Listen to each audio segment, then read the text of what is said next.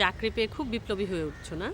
আপা, আমি অনেক ভেবে দেখেছি একটি ছেলের ভালো লাগা, আবেগ, অনুভূতি, ভালোবাসা, মনের গভীরে লুকিয়ে থাকা প্রেম 1 বছরের সিনিয়রিটির দেয়ালে আটকে থাকতে পারে না।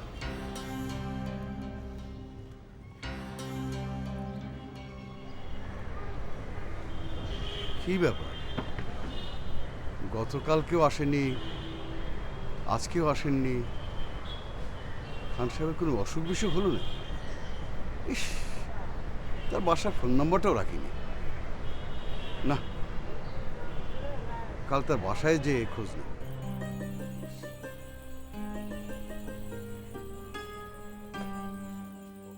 চাকরিটা আমি পেয়ে গেছি বেলা, শুনছো? এখন আর কেউ আটকাতে পারবে না। চাকরি কেমন চলছে? খুব ভালো। আসুন, আমাকে এখন থেকে স্যার বলে ডাকবে। অফিসে তো তাই বলি। দোস্ত, তোমার জন্য আমার মায়া হয়। তোমার এত সুন্দর চেহারা, কিন্তু ভেতরে মাল ম্যাটেরিয়ালসের অভাবের কারণে কেউ তোমার স্যার বলে না। এই আক্রার বাজারে তোর একটা চাকরি জোগাড় করে দিলাম, তবু তোর মন পাইলাম না। আচ্ছা বাদ দে, আসল কথা বল, বেতন পাবি কবে? আমার কমিশনটা কবে দিবি?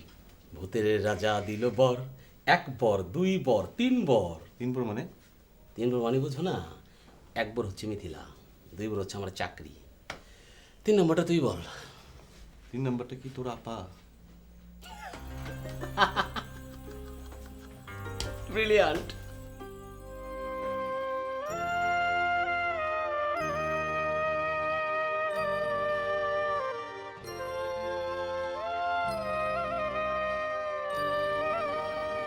দেখ, আমি অনেক ভেবে দেখলাম, জীবনের কোনো কিছুই হালকাভাবে নেওয়া উচিত না।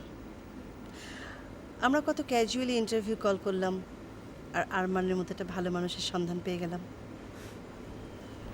আরমান ভালো মানুষ কিনা এখনো বুঝে উঠতে পারিনি, তবে সে যে আমার জীবনে প্রয়োজন এটা কিন্তু বুঝতে পারছি। আমরা জীবনে কত অপ্রয়োজনীয় মানুষের সঙ্গে চলতে থাকি। সারা জীবন অপ্রয়োজনীয় মানুষের সঙ্গে চলতে চলতে কখন যে প্রয়োজনীয় মানুষটা হারিয়ে যায় নিজেরাও বুঝতে পারি না। আরমান খুব ভালো ছেলে, ওকে যত্ন করিস, ও যেন হারিয়ে না যায়। দুদিন আপনাকে পার্কে না দেখে আমি আন্দাজ করতে পেরেছিলাম কিছু একটা অঘটন ঘটেছে। আপনার ওই সিঁড়ি দিয়ে নামার সময় একটু সাবধান হওয়া উচিত ছিল। ভাগ্যিস মচকানের উপর দিয়ে গেছে, পাটা তো ভাঙতেও পারতো। তা পারত। বাড়িতে আর কেউ নেই? কাজের লোক একজন আছে অবশ্য, কিন্তু সে সহজে আমার কাছে ভিড়তে চায় না। কেন ফিরতে চায় না কেন? কারণ আমার প্যাচাল শুনতে হবে সেই ভয়ে। আসলে জানেন, আমরা বৃদ্ধরা হচ্ছি বাক্য সন্ত্রাসী। বৃদ্ধদের কথা যাতে শুনতে না হয়, মানে সেটা অ্যাভয়েড করার জন্যে আমরা তো ছেলেবেলায় সোজা পথে না এসে ঘুরে আসতাম। আসলে এটাই তো আমাদের কথা বলার সময়। আমাদের একটা সুদীর্ঘ অতীত আছে, বিচিত্র অভিজ্ঞতা আছে, আমাদের কথায় একটা পথের দিশা পাওয়া যায়, কিন্তু কেউ আমাদের কথা শুনতে চায় না। নিশ্চয়ই আপনার এই দুদিন খুব কষ্টে কেটেছে। কষ্ট মানে ভীষণ কষ্ট। পায়ের ব্যথায় যতটা না, নিঃসঙ্গতার যন্ত্রণাটা তার চেয়ে 1000 গুণ বেশি। বুঝলেন ভাই, বৃদ্ধ বয়সে সঙ্গীহীন থাকা যে কি মারাত্মক যন্ত্রণার তা বলে বোঝানো যায় না। আপনি কিন্তু ভাই দুপুরবেলা আমাদের সঙ্গে খেয়ে যাবেন। ঠিক আছে, সে দেখা যাবে এখন। কি ব্যাপার বলেন আমাকে। ওষুধ ওষুধ বুঝলেন স্যার, অফিসের সব কাজ স্মুথলি চলছে।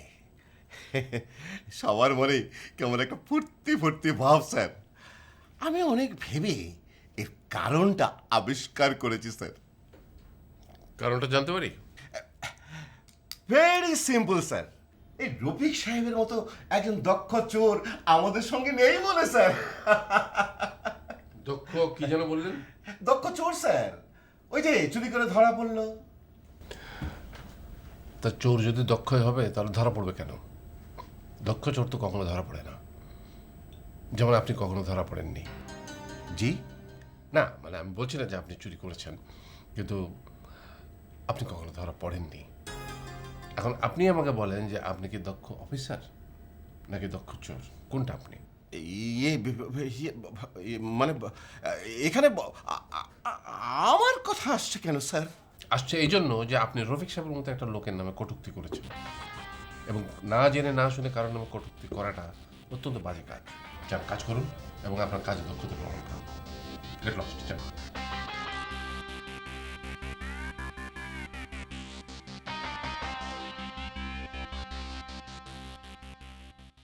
আমার মাথায় একটা আইডিয়া এসেছে। আমি নিঃসঙ্গ মানুষদের জন্য কিছু করব। আমি দুদিন শুয়ে শুয়ে গুন্থার গ্রাসের সে বিখ্যাত উপন্যাস দি টিন ড্রাম পড়লাম। সেখান থেকে আইডিয়াটা পেয়েছি। গত বিশ্বযুদ্ধ উত্তরকালীন জার্মানির উপর বইটা লেখা। যাই হোক, এর একটা জায়গায় লেখা আছে যে নিঃসঙ্গ মানুষরা তাদের সময় কাটাবার জন্যে প্রশিক্ষিত কুকুর ভাড়া নেয়। কুকুর ভাড়া দেওয়ার জন্য আলাদা দোকানও আছে। সেখান থেকে নিঃসঙ্গতা আক্রান্ত মানুষ কুকুর ভাড়া নিতে পারে। খুব ভালো বলেছেন। তো ভাই সাহেব কি কুকুরের সাহায্যে মানুষের নিঃসঙ্গতা দূর করতে চাইছেন? না না, কুকুরের প্রভুভক্তি সম্পর্কে আমার কোনো সন্দেহ নেই। কিছু নিঃসঙ্গ মানুষ প্রশিক্ষিত কুকুরের সাহায্য নিয়ে তাদের অতি প্রয়োজনীয় কিছু কাজ করিয়ে নিতে পারে। কিন্তু একজন মানুষের মনের সম্পূর্ণ ভার একজন মানুষ ছাড়া কেউ নিতে পারে না। তা যা বলেছেন। তো আপনি কি কুকুরের বদলে মানুষকে দিয়ে নিঃসঙ্গতা দূর করতে চাইছেন? ভাই সাহেব বোধহয় আমার কথাটা তেমন গুরুত্ব দেননি। এদেশে অসহায় মানুষের কোনো অভাব নেই। সুখের বিষয় হচ্ছে প্রচুর মানুষ এখন তাদের নিয়ে ভাবছে, কেউ কেউ কাজও করছে। কিন্তু ধরুন আমার মতো একজন মানুষ যার বস্তুগত কোনো অভাব নেই, কিন্তু নিঃসঙ্গতার দুঃসহ যন্ত্রণায় প্রতিনিয়ত ভুগছে, তাদের কষ্টের কথা কেউ কিন্তু স্বীকার করে না। মানুষ ভাত কাপড়ের চিন্তা করবে না আপনার এই মোলায়েম দুঃখের কথা চিন্তা করবে? দুঃখ দুঃখই, সেটা কঠিনই হোক আর মোলায়েমই হোক। আমি চিন্তা করেছি যে আমি দুঃখী মানুষের জন্যে, নিঃসঙ্গ মানুষের জন্যে একটা ক্লাব করব। সেখানে এসে তারা মনের ভার হালকা করতে পারবে। সে তো অনেক টাকার ব্যাপার। হ্যাঁ, অনেক টাকা দরকার। ভালো মতো অর্গানাইজ করতে পারলে টাকাটা উঠে আসবে। এই ঢাকা শহরে প্রচুর বয়স্ক মানুষ আছে যাদের টাকার কোনো অভাব নেই। অভাব শুধু সময় কাটানোর জন্যে একজন উপযুক্ত মানুষ। বেশ, আপনি নতুন ব্যবসার ফাঁদ পাততে চাইছেন। হ্যাঁ ভাই সাহেব, টাকা থাকলে অনেক কিছুই ভাবা যায়। না না, কথাটা ঠিক বলেননি। টাকা থাকলে অধিকাংশ মানুষের চিন্তা শক্তি মরে যায়। তখন তারা প্রফিট অ্যান্ড লস ছাড়া আর কিছু চিন্তাই করতে পারে না। আপনি তো সেটা করছেন। আমি মোটেই তা করছি না। আমি মানুষের কল্যাণের জন্যে কীভাবে টাকার সদ্ব্যবহার করা যায় সেটাই ভাবছি। শুনুন, আপনি আমার সঙ্গে থাকবেন। একা একা তো সব কাজ করা যায় না। আপনার মতো একজন মানুষ আমার সঙ্গে থাকলে আমি মনে অনেক জোর পাবো। আপনার আগের চাকরির মতো বেতন আমি দিতে পারবো না, তবে প্রতি মাসে মাসিক বেতন কিছু একটা দেবো। ভাই সাহেব, আপনি কি আমাকে করুণা করতে চাইছেন? না না, ছি ছি ভাই সাহেব, সব মানুষকে যে করুণা করা যায় না, এটা বোঝার মতো বুদ্ধি আমার আছে। আপনি আমার সঙ্গে থাকলে আমি মনে অনেক জোর পাব। ভালো মানুষ ছাড়া কি ভালো কাজ করা যায়? বলুন, আপনি আমার সঙ্গে থাকবেন? থাকবো। তাহলে একজন কর্মঠ যুবককে খুঁজে বের করুন। কেউ আছে আপনার খোঁজে? আর একটু ভেবে দেখতে হবে। আর একটা কথা, জি। যতদিন আমি বাইরে বেরোতে না পারছি, ততদিন আপনি প্রত্যেক দিন অন্তত একবার করে এই বুড়োর সঙ্গে দেখা করতে আসবেন, ঠিক আছে? অবশ্যই আসবো।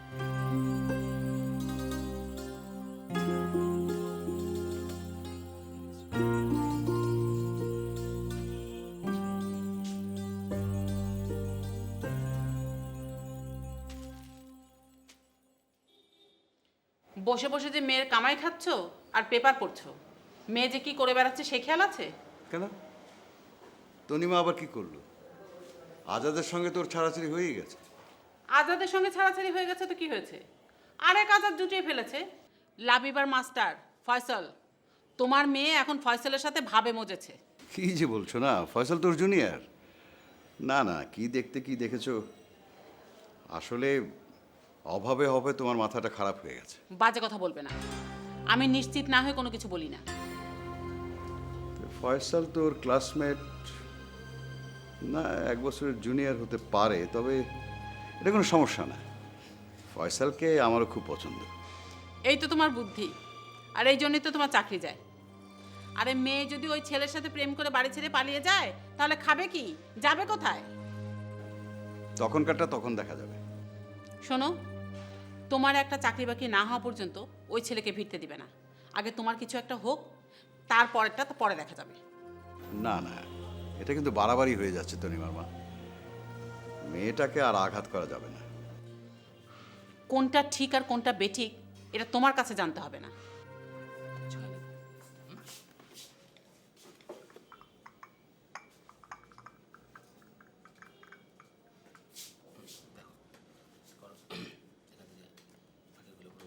তোমাকে একটা কথা বলে রাখি, মেয়েটাকে আর লাই দেবে না, আর আমার কাজে নাক গলাতে আসবে না।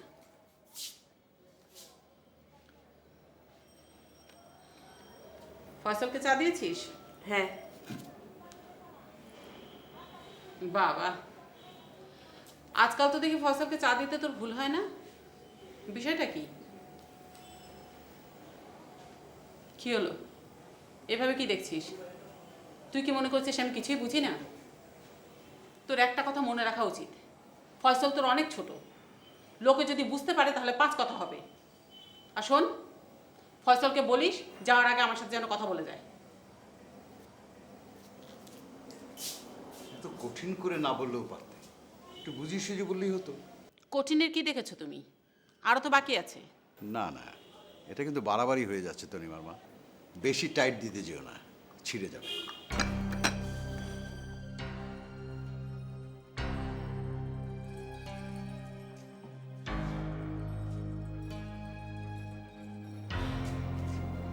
এসো বাবা। তারপর তোমার চাকরি কেমন চলছে? চাকরি তো আন্টি ভালোই চলছে, চাকরিটা এখন টিকিয়ে রাখতে হবে, সেটাই বড় ব্যাপার। হ্যাঁ, ভালো কথা বলেছ। আমি তোমাকে কিছু কথা বলতে চাই, কিন্তু কিভাবে যে বলবো ঠিক বুঝতে পারছি না। আন্টি নিঃসংকোচে আমাকে বলতে পারে। না মানে বলছিলাম লাবিবার কথা। তোমার খালুরও তো চাকরি নেই, সারাদিন শুয়ে বসেই থাকে। আর তনিমার একার চাকরিতে আমাদের ডাল ভাত খাওয়া ছাড়া তো আর কোনো পথ নেই। তাই আমি চিন্তা করেছি যে এখন থেকে তোমার খালুই লাবিবাকে পড়াবে। আন্টি টাকা পয়সা নিয়ে একদম চিন্তা করবেন না, তাছাড়া আমি তো এখন চাকরি করি। তা কী করে হয়? আমরা একটু সমস্যা আছি এটা ঠিক আছে, কিন্তু তাই বলে তুমি দয়া করে আমার মেয়েকে পড়াবে আর আমরা তোমার দয়ার কথা লোকের কাছে বলে বলে বেড়াবো? এতটা ছোট লোক আমরা নই। তার চেয়ে আমি তোমার কাছে কাতর মিনতি করছি, তুমি যদি আর না আসো তাহলে আমরা তোমার কাছে কৃতার্থ থাকবো। ঠিক আছে আন্টি, তাই হবে। আপনি কি আমাকে আরো কিছু বলবেন? না, আর কিছু বলবো না। তবে তুমি আমার কথা কিছু মনে করো না, মাঝে মাঝে এসে লাবিবাকে দেখে যাবে। জি আচ্ছা, আসি। আসসালামু আলাইকুম। ওয়ালাইকুম আসসালাম।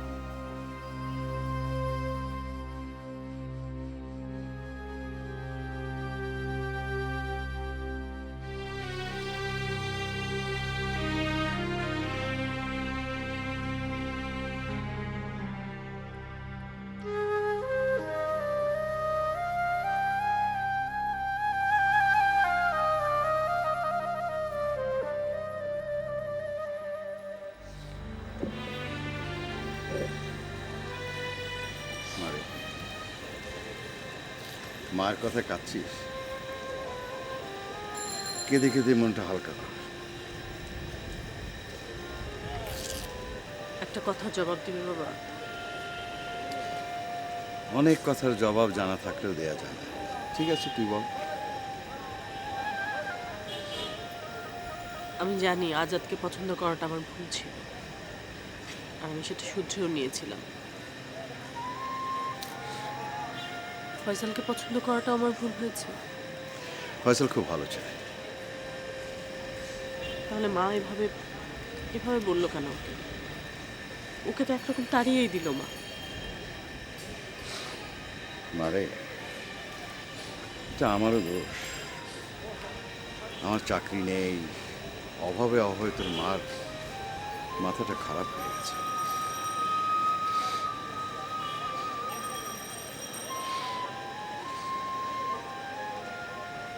বাবা, মা কি মনে করেছে তোমাদেরকে ভাসিয়ে দিয়ে আমি চলে যাব? এত খারাপ আমি? পাগল, কে বলেছে তুই খারাপ? আমরা কখনো বলেছি তুই খারাপ? বল, বলেছি? বলতে হয় না, মার আচরণেই সেসব বোঝা যায়। তুই যে মাকে এখন দেখছিস, এ মা একটা মুখোশ পরে আছে। আসল মা সেই মুখোশের আড়ালে আছে। অভাবের সংসার তো। আর তুই তোর মার জায়গায় হলে হয়তো তুইও এমনটাই করতিস। মার মুখোশ তো আমাদেরকে যন্ত্রণা দিচ্ছে বাবা। মানুষ হয়ে যখন জন্মেছিস, যন্ত্রণা তোর কিছু পেতেই হবে। তুমি বলো তো, ফসলকে আমি না করে দিব? না, না করার দরকার নেই। তবে আমার একটা ব্যবস্থা না হওয়া পর্যন্ত তোকে অপেক্ষা করতে হবে। সেটা কি আমি জানি না বাবা? তোমরা কি মনে করো আমাকে?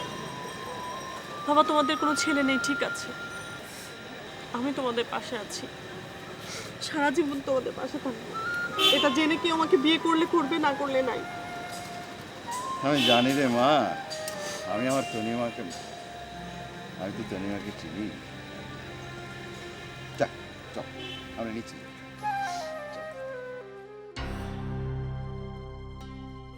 এই মুহূর্তে মোবাইল সংযোগ দেওয়া সম্ভব হচ্ছে না।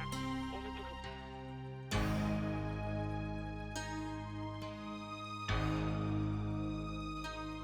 এই মুহূর্তে মোবাইল সংযোগ দেওয়া সম্ভব হচ্ছে না।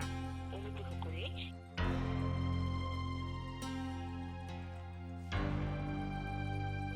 এই মুহূর্তে মোবাইল সংযোগ দেওয়া সম্ভব হচ্ছে না। অনুগ্রহ করে একটু পরে আবার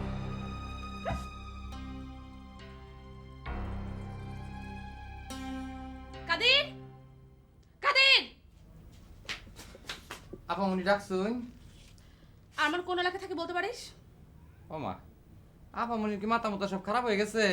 আর মান স্যার কোন এলাকায় তাই আমি কেমতে কমু? এই বাসা থেকে করিসটা কি? হ্যাঁ,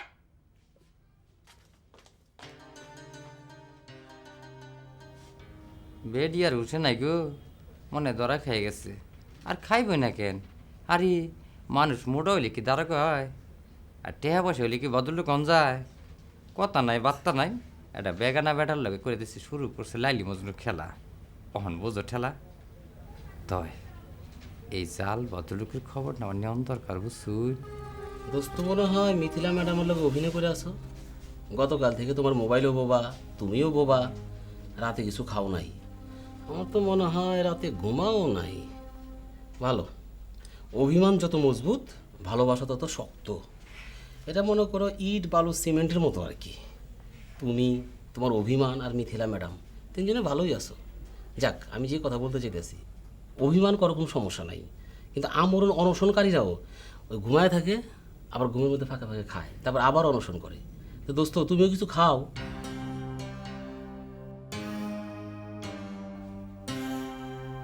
আমার দিকে আমার বাঘের মতো তাকায় দিচ্ছ কেন? আমি খারাপ কিছু বলছি? শোনো দোস্ত, রাজকন্যা রাজত্ব সবই তুমি পাইতেছো, আমার ভাগ্যে কি জুটছে? জুটছে একটা কেরানির চাকরি। দায়িত্ব যত বেশি, প্রাপ্তিও তত বেশি, তাই তোমার অনেক দায়িত্ব। রাজকন্যার রাজত্ব সামলানো কিন্তু চারটেখানি কথা না, তবে আমার বিশ্বাস আছে তুমি ঠিকই সামলাতে পারবা। তো দোস্ত, আমি আমার চাকরি সামলে যাই। দাঁড়া,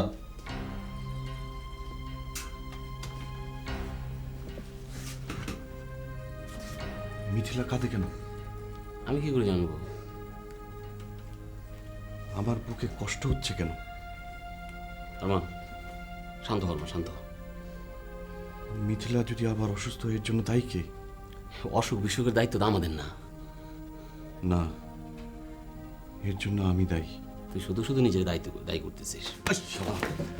মিথিলার যদি আবার কিছু হয় আমি তোকে ছাড়বো না।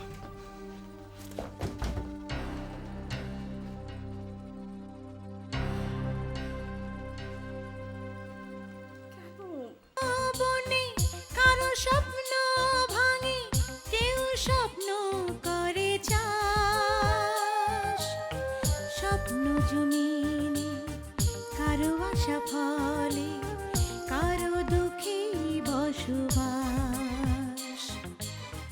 তবু জীবন চলে জীবনের নিয়মে, বহতা নদীর মতো। এইসব নিয়ে অবিরত বহে জীবনের চির চেনা সুর।